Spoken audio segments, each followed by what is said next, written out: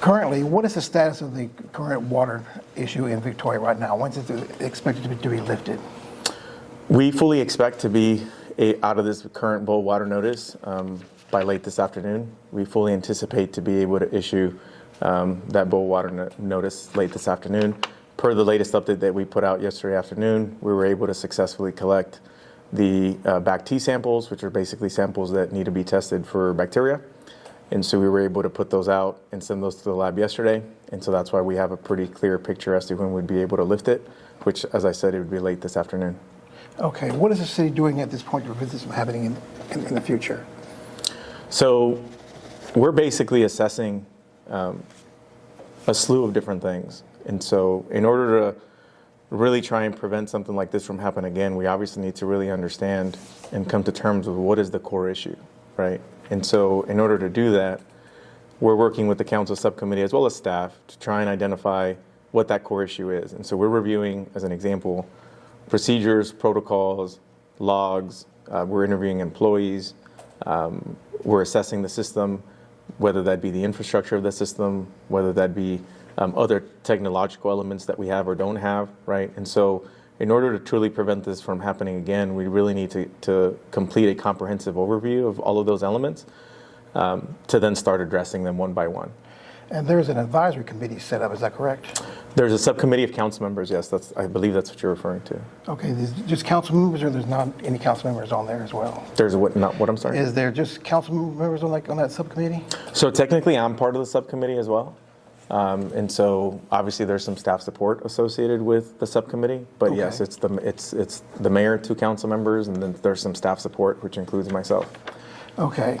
Who will be in charge of this issue going forward with the water issue in Victoria? Well, ultimately, it's my responsibility, right? I mean, as I've mentioned to City Council, it's my responsibility as city manager to make sure that all facets of the organization, including Public Works and the utility operation, have the tools and the resources that they need to be successful. And so through my involvement with the committee, I've personally taken a very active, present role in ensuring that work proceeds as quickly as possible. And definitely very hands-on as well with the implementation of some of the recommendations that we're already working on. What can you tell the citizens about this and how this will ensure that this will be happening in the future? Well, I certainly recognize that in situations like this, it erodes trust, right? It's not lost on us that being under a boil water notice impacts quality of life, it impacts businesses.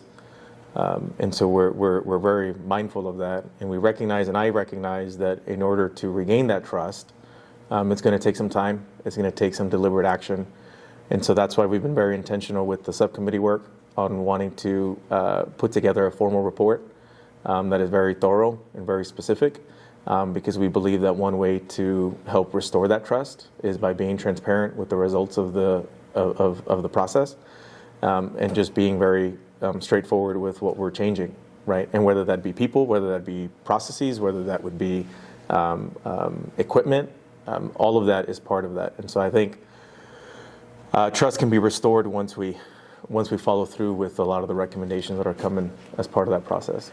At this point on, what steps are being taken to have this from not happening in the future? Are you at that point as of yet? Yeah, well, I think it's the elements that I alluded to, right, is trying to ensure that we have the right people, that we have the right procedures, protocols, that we have the right equipment, making sure that everything is up to speed as possible. This isn't, by the way, something that we're tackling on our own, and so we're leveraging a variety of different resources to help us ensure that we're up to speed with best practices. And so as an example, we're leaning into even some of the services that TCEQ themselves offer. And so TCEQ offers technical assistance, they offer other types of training, and so we're working collaboratively with them as well to ensure that our employees are up to date on training and best practices as much as possible. Okay. Was the low chlorine level the only issue that came up in this situation and also in the last situation? The low chlorine residue is the only thing that has caused this to be under a boil water notice in both instances, yes. Okay. How much does it cost the city to handle this situation so far? I mean, if you're asking how much it has cost us to hire people, I guess I don't follow the...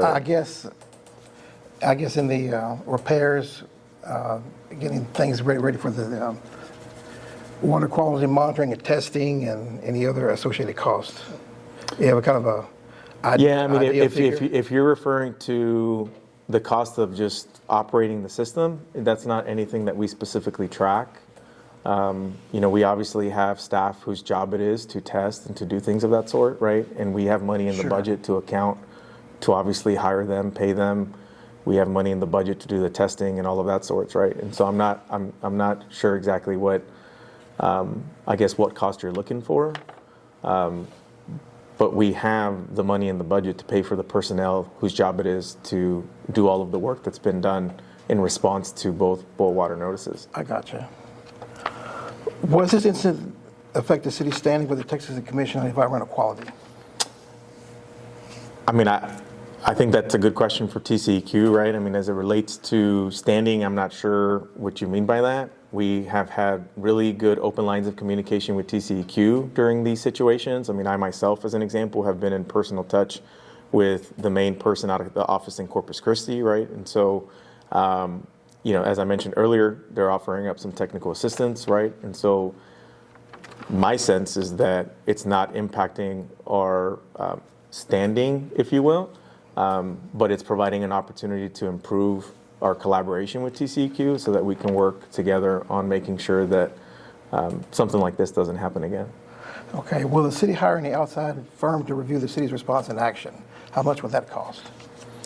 So thankfully, some of the work that TCEQ offers, as I mentioned, the technical assistance, the reviewing of different things, that's at no cost. And so we're blessed and fortunate to have this resource in TCEQ to be able to provide some of that technical assistance at no charge to us. Okay. Is another credit planned in the future water bills of the residents?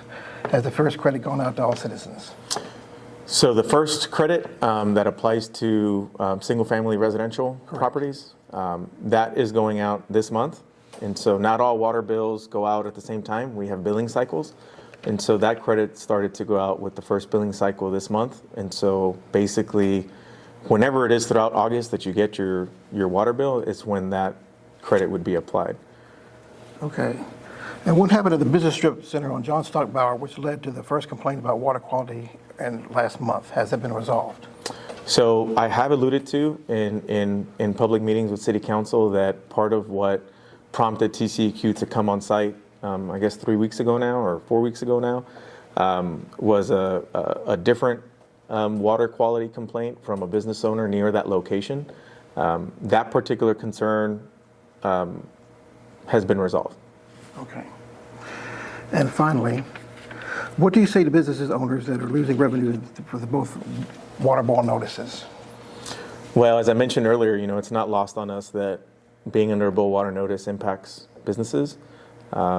It's certainly a tough time for everybody involved. I take full responsibility and accountability for all of that impact that not only our residents are feeling, but our businesses. I've made the comment before that I wish that there was more that we could do to help support.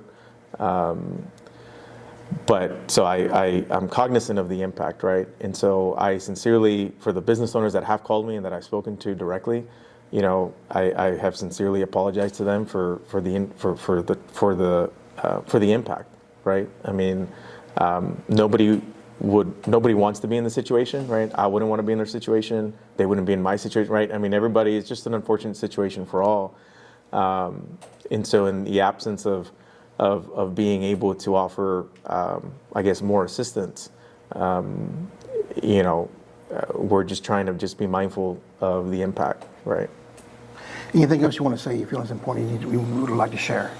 I guess just big picture, I think it's important to reemphasize, to you, to the viewers, to the public, in any kind of means possible, just the reality that, we as the city, whether that be myself or whether that be the mayor and the council, we recognize that this is a very serious issue, right? I know that many people have questions about the work of the committee, and maybe have differences of opinion on some of that work that has happened. But I guarantee you that there has been nonstop work every day since the first boil water notice to get to the bottom of what happened and try and figure out how we prevent it from happening again. The committee itself, right, is only a part of that, right? I have a responsibility, regardless of what the mayor and council wants to do, to ensure that the operation rectifies any issues, right? And so we've been working very hard every day since then to do that and to make sure that it doesn't happen again. And as I alluded to earlier, obviously the fact that it happened again further erodes that trust and further suggests to me that we need to make some major changes. And so that's what we're in the process of doing. The special subcommittee is planning a meeting in the future, from what I understand. Can you tell me about that?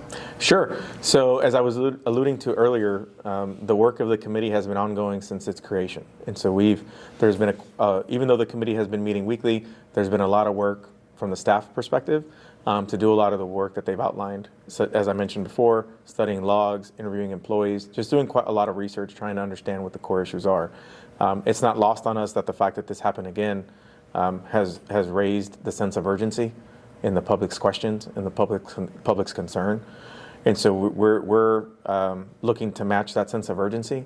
And so we're looking at calling a special city council meeting for next week to start talking more publicly about some of the findings of the committee and just some of the things that we're recommending as part of the committee work. It won't be a complete picture because we do think that it'll necessitate more time to really provide a complete picture. But at minimum, it'll be an opportunity for us to provide what we've been able to discern up to this point, and also be able to provide an update on some of the solutions that we're already in the middle of implementing.